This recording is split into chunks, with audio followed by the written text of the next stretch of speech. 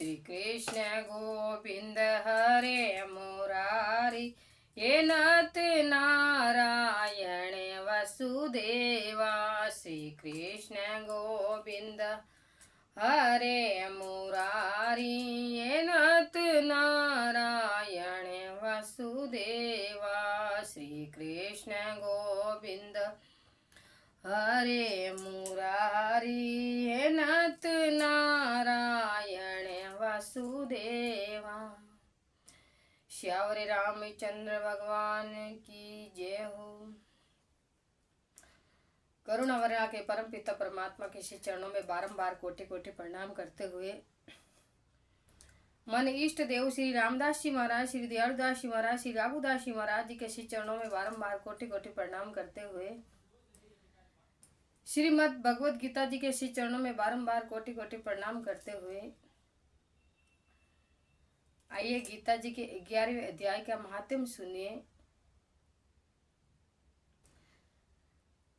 तो महादेव जी कहते हैं कि हे प्रिय, गीता के वर्णन से संबंध रखने वाली कथा एवं विश्व रूप अध्याय के पावन महात्म्य को श्रवण करो। विशाल नेत्रों वाली पार्वती, इसी अध्याय के महात्म्य का पूर्ण वर्णन नहीं किया जा सका।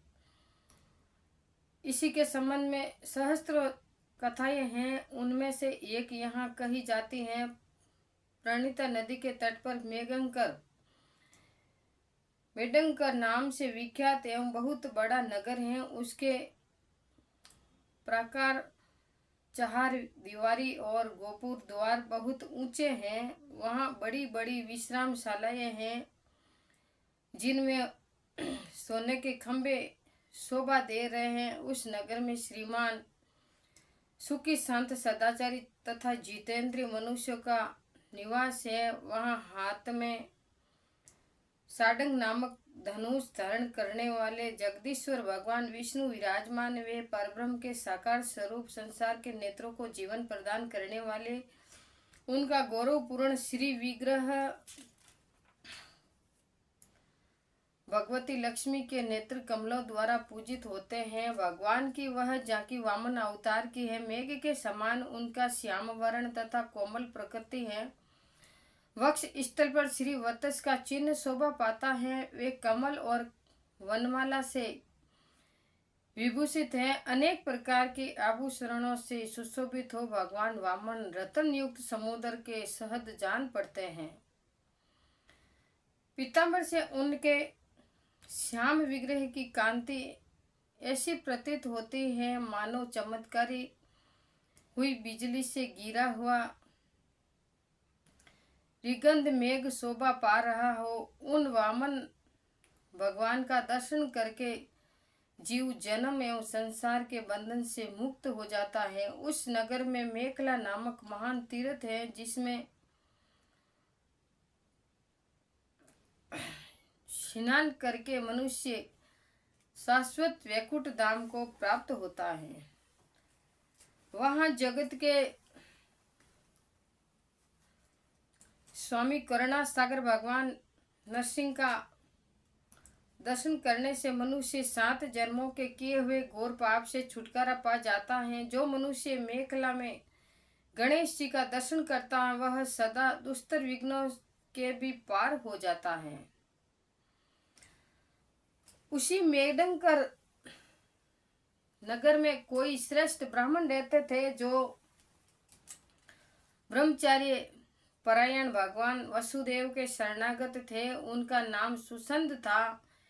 हे प्रिय, वे सारंग धनुष धारण करने वाले भगवान के पास गीता के 11वें अध्याय का विश्व रूप दर्शन योग का पाठ किया करते थे। उस अध्याय के प्रभाव से उन्हें ब्रह्म ज्ञान की प्राप्ति हो गई थी। परमानंद संदेह से पूर्ण उत्तम ज्ञानमयी समाधि के द्वारा इंद्रियों के अंतर्मुख हो जाने के कारण वे निश्चल स्थिति को प्राप्त हो गए थे और सदा जीवन मुक्त योगी की स्थिति में रहते थे। एक समय जब बृहस्पति सिंह राशि पर स्थित थे, महायोगी सुनंद ने गोदावरी तीर्थ की यात्रा आरंभ की। वे क्रमश विरज तीर्थ, तारा तीर्थ, कपिला संगम, अष्ट तीर्थ, कपिल द्वार, नरसिंह भवन, अंबिकापुरी तथा करस्तानपुर आदि क्षेत्रों में स्नान और दर्शन करते हुए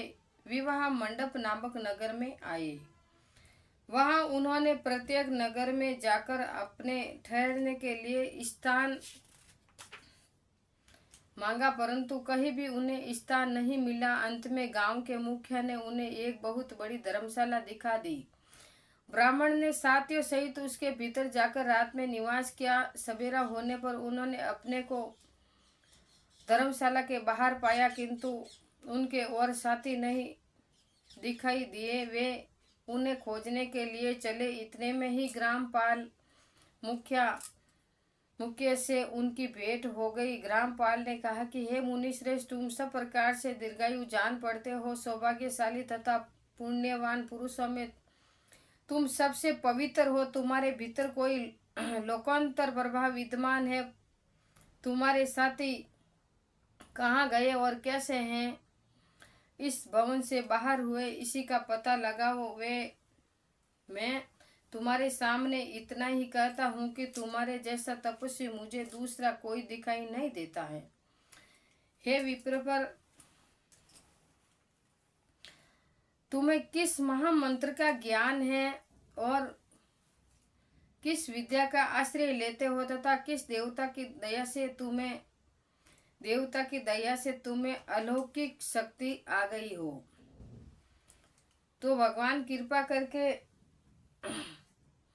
इस गांव में रहो, मैं तुम्हारी ही सब सेवा शुश्रूषा करूंगा। यों कहकर ग्रामपाल ने मुनीश्वर सुसंत को अपने गांव में ठहरा लिया। वह दिन रात बड़ी भक्ति से उनकी सेवा टहल करने लगा। जब 7-8 दिन बीत गए, तब एक दिन प्राप्त काल आकर वह बहुत दुखी हो महात्मा के सामने रोने लगा और बोला, हाय, आज रात में राक्षस ने मुझे भाग्यहीन के बेटे को बचा लिया है। मेरा पुत्र बड़ा ही गुणवान और भक्तिमान था। ग्रामपाल के इसी प्रकार कहने पर योगी सुसंत ने पूछा कि कहाँ है वह राक्षस और किस प्रकार उसने तुम्हारे पुत्र को भक्षण किया है? ग्रामपाल बोला, ब्राह्मण, इस नगर में एक बड़ी भयंकर नरभक्षी राक्षस रहता है। वह प्रतिदिन आकर इस नगर के मनुष्य को खा लिया करता है। तब एक दिन समस्त नगरवासियों ने मिलकर उससे प्रार्थना की और बोला, हे राक्षस, तुम हम सब लोगों की रक्षा करो। हम तुम्हारे लिए भोजन की व्यवस्था किए देते हैं। यहाँ बाहर के जो पार्थिव रात में आकर नींद लेने लगे उनको खा जाना। इसी प्रकार नागरिक मनुष्यों ने गांव के मुझ मुखिया द्वारा इस धर्मशाला में भेजे हुए पार्थिवों को ही राक्षस का आह्वान निश्चित किया। अपने प्राणों की रक्षा के लिए ही उन्हें ऐसा करना पड़ा। तुम भी अन्य राहीगरों के साथ इस घर में आकर सोए थे, किंतु राक्षसों ने उन सबको तो खा लिया, केवल तुम्हें छोड़ दिया।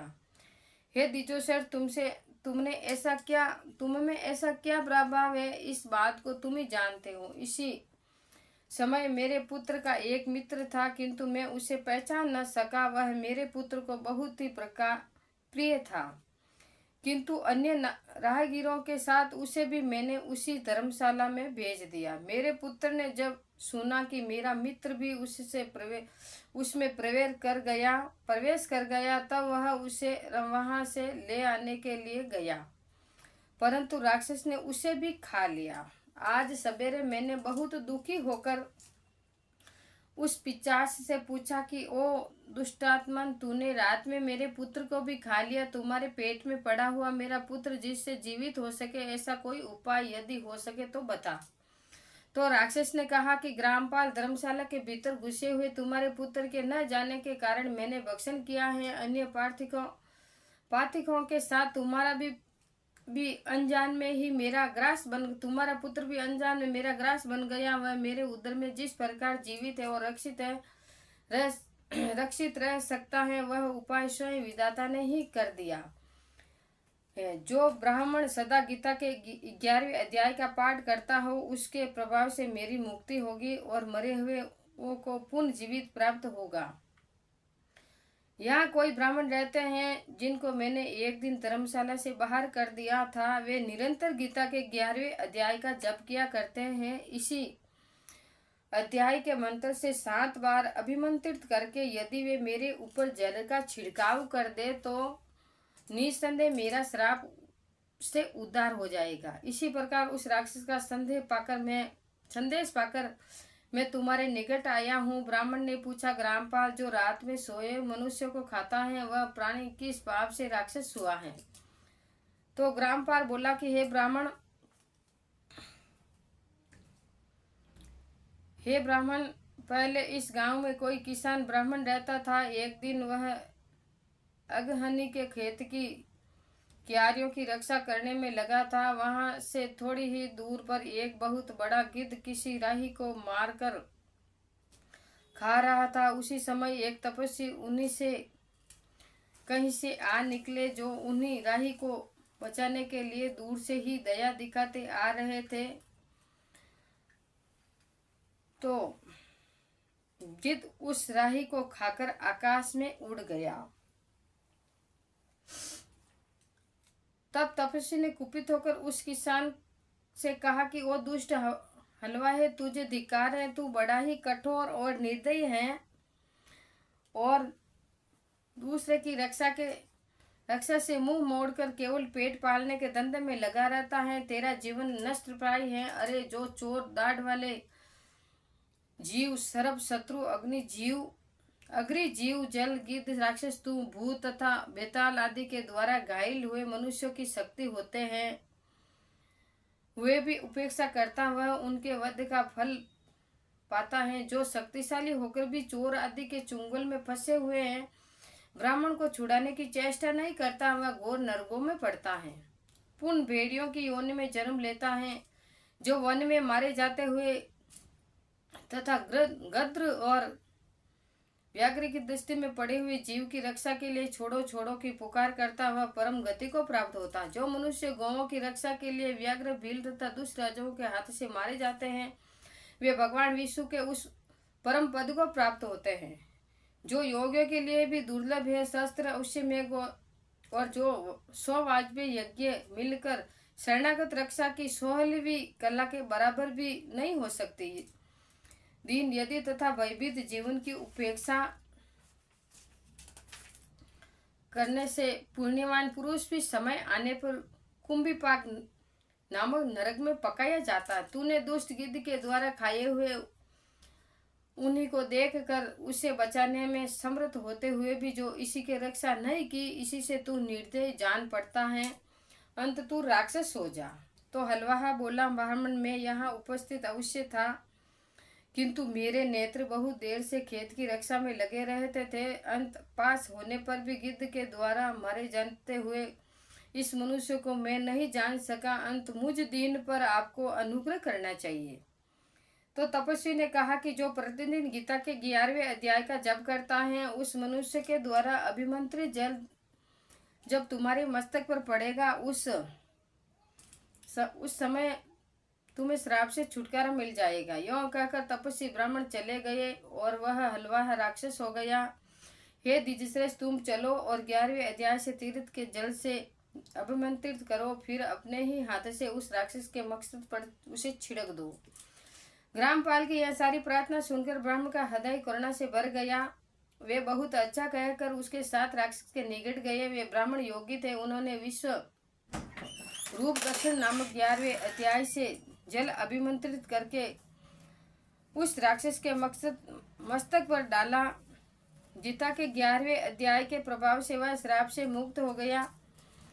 उसने राक्षस देह का परित्याग करके चतुर्भुज रूप धारण कर लिया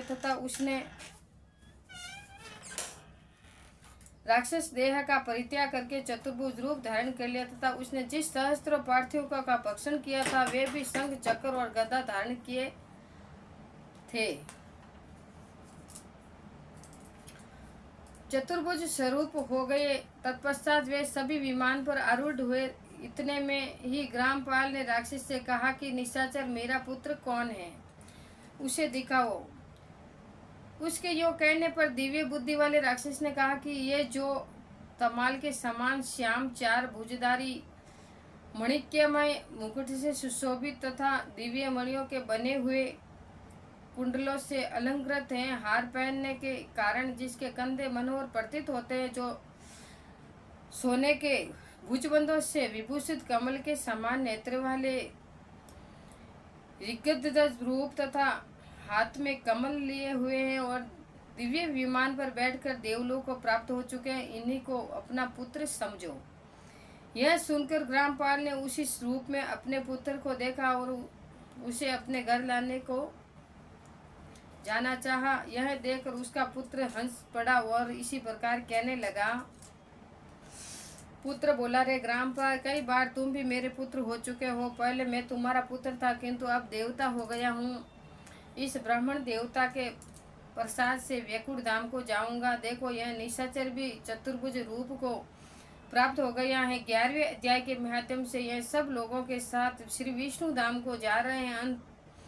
तुम भी इस ब्राह्मण देव से गीता के 11वें अध्याय का अध्ययन करो और निरंतर इसी का जप करो और करते रहो। इसी में संदेह नहीं है कि तुम्हारी भी ऐसी उत्तम गति होगी। हे तात, मनुष्यों के लिए साधु पुरुषों का संग सर्वथा दुर्लभ है, वह भी इस समय तुम्हें प्राप्त है। अंत अपना अभिष्ट सिद्ध करो। धन, भोग, दान, यज्ञ, तपस्या, पूर्व कर्मों से क्या लेना है। विश्व रूप अध्याय के पाठ से ही परम कल्याण की प्राप्ति हो जाती है। पूर्णानंद संदेहो स्वरूप श्री कृष्ण नामक ब्रह्म के मुख से कुरुक्षेत्र में अपने मित्र अर्जुन के प्रति जो अमृतमय उपदेश निकला था, वही श्री विष्णु का परम तात्विक रूप है। परंतु उसी का चिंतन करने से और चिंतन करो, वह मोक्ष के लिए प्रसिद्ध रसायन है। संसार भय से डरे हुए मनुष्यों की आदि व्याधि विनाशक तथा अनेक जन्म के दुखों का नाश करने वाला है। मैं उसके सिवा दूसरे किसी साधन को ऐसा नहीं देखता हूँ। अंत उसी का अभ्यास करो। तो महादेव जी कहते हैं कि यो कहकर वह सबके साथ श्री विष्णु परम धाम को चला गया। तब ग्रामपाल ने ब्राह्मणों के मुख से उस अध्याय को पढ़ा। फिर वे दोनों ही उसके माध्यम से श्री विष्णु धाम को चले गए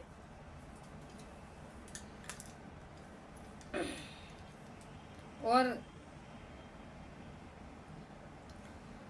परम धाम को चला गया। तब ग्रामपाल ने ब्राह्मणों के मुख से उस अध्याय को पढ़ा। फिर वे दोनों ही उसके माध्यम से श्री विष्णु धाम को चले गए। पार्वती, इसी प्रकार तुम्हें 11वें अध्याय की महात्म कथा सुनाई है। इसी के स्मरण मात्र से ही महान पातकों का नाश हो जाता है। तो इसी तरह भगवान शंकर महादेव जी पार्वती जी को 11वें अध्याय का महात्म सुनाया है। आप भी अपने घर में 11वें अध्याय का महात्म जरूर सुने और कथा का लाभ लेवे। इसीलिए मैं आपको आज 11वें अध्याय का महात्म सुनाया। और बोलने में और कुछ कहने में त्रुटि हो गए हो तो उसके लिए आप क्षमा करें। और 11वें अध्याय संपूर्ण होने जा रहा है और मैं मेरी वाणी को विराम देती हूँ। बोले श्री कृष्ण चंद्र भगवान की जय हो। मोर मुकुट बंसी वाले की जय हो।